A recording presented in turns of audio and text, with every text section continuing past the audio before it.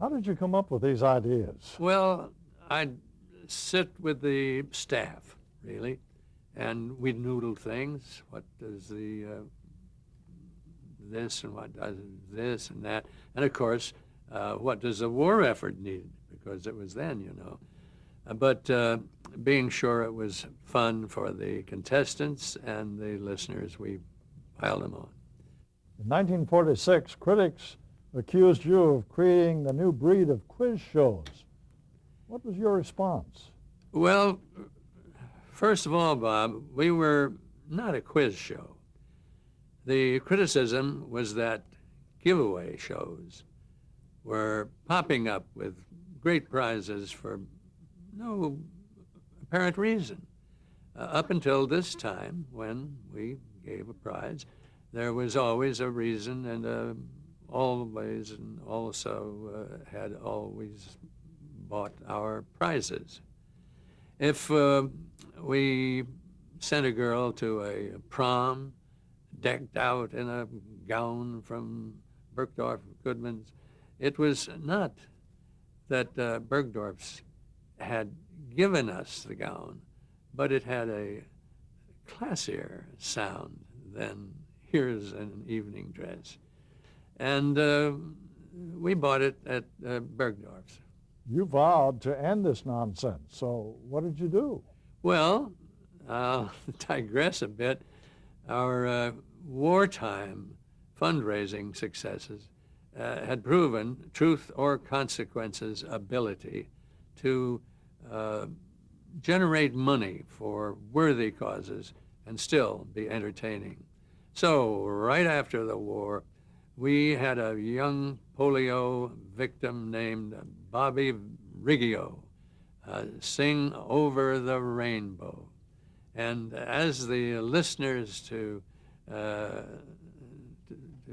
do all of this and ask them to do that, to send in a dime for the March of Dimes, it came in. People sent in over $137,000. By the way, we gave Bobby Riggio war bonds for his education. But what about the giveaway criticism? Well, I decided to do a crackpot takeoff on the giveaway shows by outdoing them in loot. We gave away just incredible prizes: cars, luxury trips, maid service for a year, and on and on. And the prize list grew every week. The first mystery contest had Jack Dempsey as Mr. Hush. Each week, we'd give a clue by means of a riddle and call a listener at random and give them a chance to guess. What was the response? Well, it went on longer than we thought it would, and the prizes had gotten pretty big. I mean, the response was just overwhelming, and I realized that here was a surefire way to raise money for charity. So we started a Mrs. Hush contest with Clara Bow, the silent film star, a wonderful, wonderful lady. I think it ran about 7 weeks before somebody guessed it, and we raised $550,000 for the March of Dimes. Real money in 1946. As an aside, the remotes with Clara were hilarious, as no one could know who was Mrs. Hush except me, the celebrity herself, and the NBC engineer. Locations were unique, to say the least. Many times in Clara's case, they took place in the bathroom because of acoustics of their ranch home in Searchlight, Nevada. Even her husband, Rex Bell, didn't know what was going on. Oh, Rexy boy, what a fellow. Didn't more contests follow? Yes, but I didn't want to dissipate the show and turn it into nothing but a contest show. So I placed them very far apart. In fact, I didn't do the next one until 1947. That was The Walking Man with Jack Benny as the mystery man. His voice was so famous and recognizable that we could not let him speak. So we captured his walking as the announcer read the riddle containing the clues. This contest made Truth or Consequences the #1 radio show in America with the highest rating ever attained, except for Roosevelt's Fireside Chats, and accumulated the astounding total of $1,600,000 to endow the American Heart Association as a national organization. I have to brag a little in that former President Hoover presented me with a heart of gold for that effort. And my old friend Pat Weaver was there too. Other hushes and mystery contests followed in later years, raising over $17 million. That's quite a history, Ralph. What do you think was your biggest stunt? Well, I don't know if it was the biggest, but certainly the longest lasting. We were searching for a way to celebrate our 10th anniversary on the air for the same sponsor, same day, Saturday night, same network, NBC, and same time, 8:30 p.m. One of our idea men, Al Simon, you'll run into him again, asked, what if a town changed its name to Truth or Consequences? I made a couple of stipulations, and that it couldn't be done, couldn't be my hometown of Marino, Colorado, and it couldn't be an unnamed development. Amazingly enough, our staff found several towns eager to become Truth or Consequences. But we decided on Hot Springs, New Mexico, because it was noted for health and recreation. And what do you know? You want to know something? I just got back from there last night. I still pop down there sometime. Anyhow, with its natural hot springs for healing and Elephant Butte Lake. The second largest impounded body of water, or body of water, whichever way we want to do it. You stop laughing at there now. I won't tell you the rest of these nice things. The second largest impounded body of water in the United States for fishing and boating. We took a plane load of press for the show, originating there April 1st, 1950. And each spring, we have gone down for a 3-day fiesta.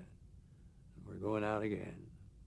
In fact, I'm polishing my boots, as I say, for Fiesta 2,050 years since the name change. Do you remember when you first heard about television? Well, I don't really remember when I first heard about it, but certainly by the late 30s, we were all aware that there were some experiments with it going on, especially at WTKSD, the old DuMont studios. But I was so busy trying to get ahead in radio and courting Barbara Sheldon, my future bride, that I didn't pay all that much attention to it. What was your first actual TV experience? Well, my first actual experience, let's see, with TV was on July 1st, 1941, when Truth or Consequences, with Ed Herlihy as announcer, was part of the first commercial television broadcast over WNBT, later NBC. By the way, cue cards hadn't been invented yet, so we had to memorize everything. Herlihy got so excited, he forgot the commercial copy and had to fake his way through it. I kidded him about it that at the dinner that was given in his honor a couple of years ago. TRC went to television for real in 1950, didn't it? Fall of 1950, that's right. How did that affect your performance as MC? Well, I had developed a style that worked for radio, and suddenly everything changed. At first, it was hard for me to remember that I could be seen and didn't have to describe the action for the audience. For 10 years, I'd been the Aren't We Devils guy on radio, throwing in descriptions and comments wherever they were needed. Now, for the first time, I could let the acts speak for themselves. The downside, if there is one, was that if an act wasn't working particularly well, there wasn't much I could do to help it. Of course, the sets and props and everything else had to be spiffed up for the visual angle. And as I just mentioned, on TV, you couldn't just hold a script and read it. That wouldn't look very good on television, so I had to learn to use cue cards. Video created some big technical problems too, didn't it? Well, it sure did.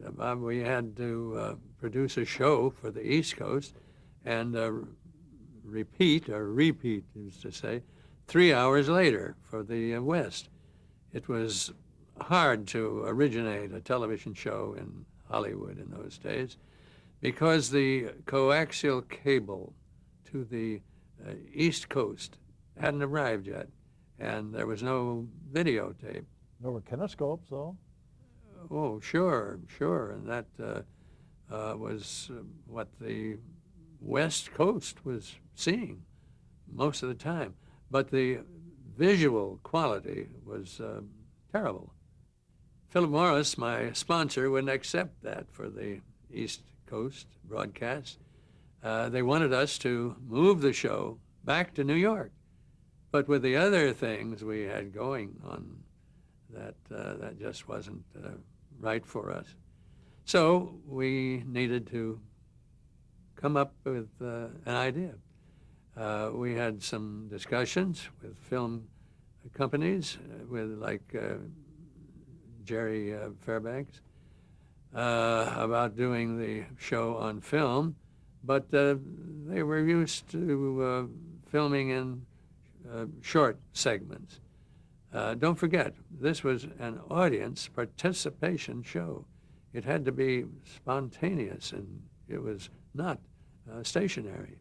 The first take was the only shot you got. You couldn't stop down and do it again. Film companies wanted to rehearse and shoot, but we couldn't. We couldn't do that. That just wouldn't work for Truth or Consequences. Had an audience participation show ever been filmed before? Not for real. They may have done a rehearsed one for a movie or something. In fact, we did a bit of Truth or Consequences in the film 7 Days of Leave with Lucille Ball and Victor Mature. But no one had ever filmed a live show. Oh, what did you do? Well, our show just had to look live. One of our writers, Al Simon, who was always interested in electronics and how things worked really, spearheaded our development of a whole new system. So it was a way to produce a show on film using the techniques of live TV.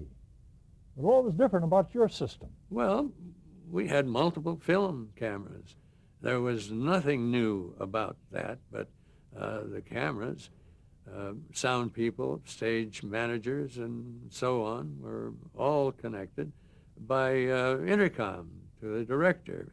He could give clues to cues and generally function just like a director in live TV, except that instead of switching between shots electronically, he would start and stop the film cameras. It was all very complicated and brand new, so we had to pioneer as we went along. Those wonderful technicians that RCA also developed a system for us to record synchronized sound in full program length. That was in 35 millimeter? Yes, we tried it in 16, but it just didn't look good enough. So we went to 35 millimeters, which gave us the quality to satisfy the sponsor and the network. By the way, for the first time, the West Coast finally got to see the same quality the East did. Incidentally, there were some union problems too, weren't there? Oh, yeah. We were used to radio and television rates, and suddenly were confronted with film scales which were much higher. We finally met with all the unions and worked it out. When it was finally perfected, it created a lot of excitement in the industry, didn't it? Didn't you go to New York to demonstrate? Yes, we did.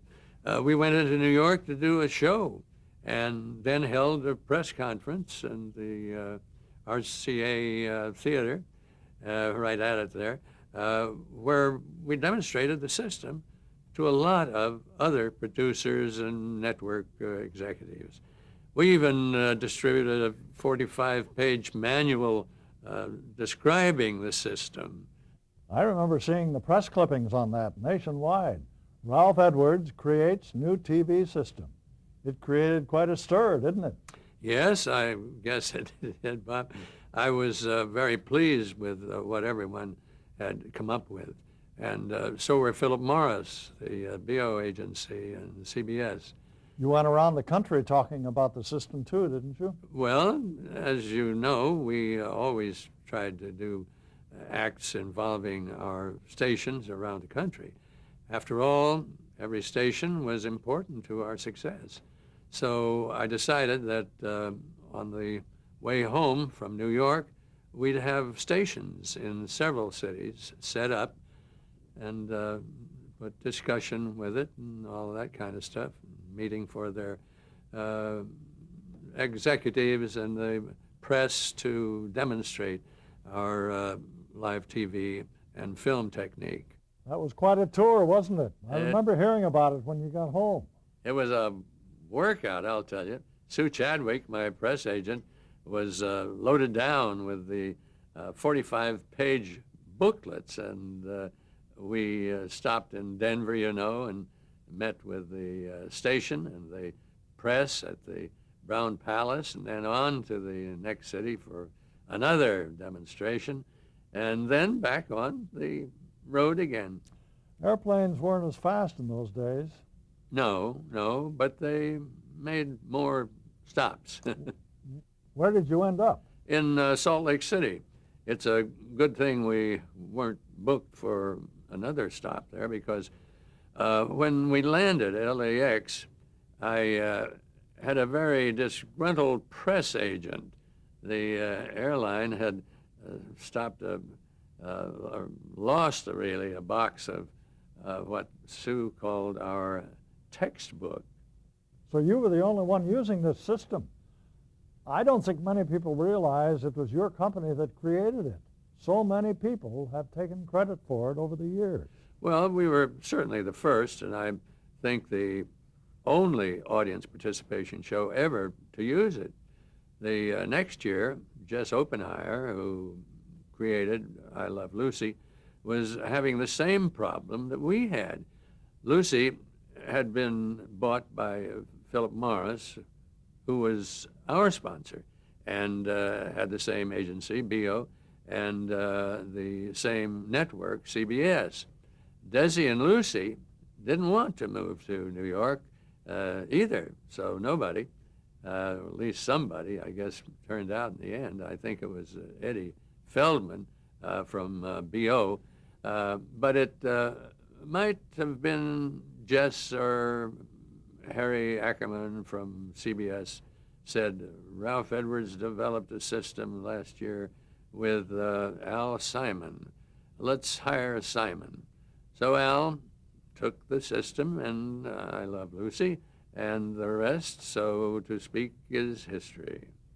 Without it, they wouldn't have had all of those episodes on film to rerun all these years. The basic idea is still used today on many different shows. You emceed only one season of TRC on television.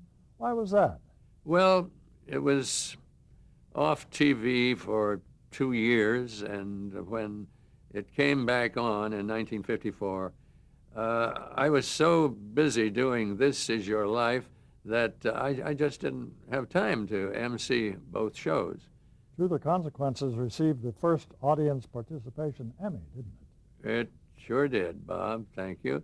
And don't forget, we were once a week prime time. You emceed a daytime show around then, didn't you? That's right, in 1952. It was called Simply Enough, The Ralph Edwards Show. And from a business standpoint, it was sort of a trailblazer, wasn't it? Well, it actually started a trend. Sonny Werblin made a deal with NBC President Joe Connell to give me a package fee to produce 5 half-hour daytime shows per week. Now, that cut out any agency or sponsors who, at the time, were the principal suppliers of packages to the network. I would rent facilities from NBC, pay for the sets, crew, and raciality, all the, all the costs basically above and below the line. Anything left over before I paid for everything was mine to keep. I was the packager, the gambler. Well, that was the first time a star became the packager, right? I'm pretty sure it was. It really was the birth of producer packaging and package commissions for agents.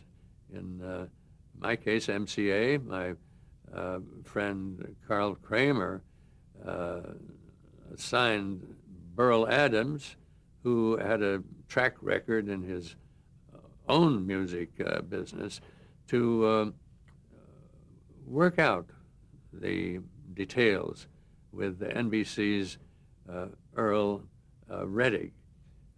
They worked out the numbers and came up with a rate card, the first facility rate card, and that became the Bible for the other networks and working out other owns package deals. What was the theme of the Ralph Edwards show? Well, it didn't really have a theme, Bob. I was given carte blanche to do anything I wanted, try out new ideas, be a talk show, a variety show, anything. Uh, we had a good musical group and a wonderful singer, Carol Richards, who had a big hit singing Silver Bells with Bing Crosby.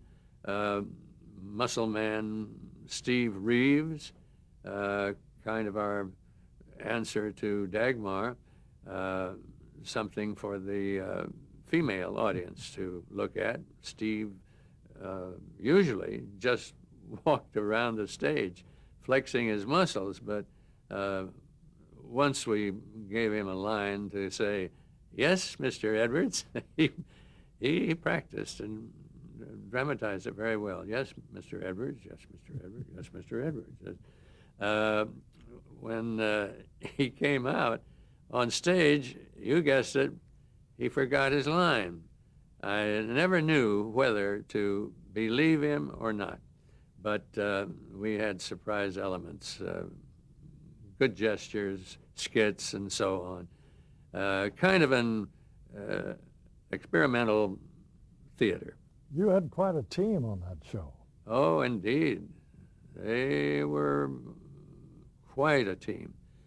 Beautiful Carol Richards, talented Sarah Werner, then the others, writer Mort Lockman, who went on to write for Hope, and comedy cartoonist Cal Howard as director.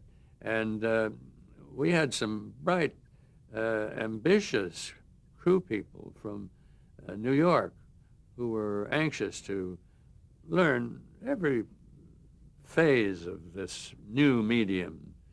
Let's see, Arthur Penn, John Rich, Jack Smythe, they all went on to make games for themselves in this business. It was very exciting. How long was the Ralph Edwards Show on the air? Just 26 weeks in the spring of 1952. We went on summer hiatus with full intention of returning in the fall. But during the summer, Hazel Bishop bought This Is Your Life for NBC in the fall, and I just couldn't do both. Ralph, I'm going to tell a bit about the Ralph Edwards Show that you may not let me get away with. But Carol Richards told me, it seems that when that show went on summer hiatus, you said, "I'll see you all in the fall." There were no contracts except your word, and when the show did not come back in the fall, you paid the performers for a full 26 weeks.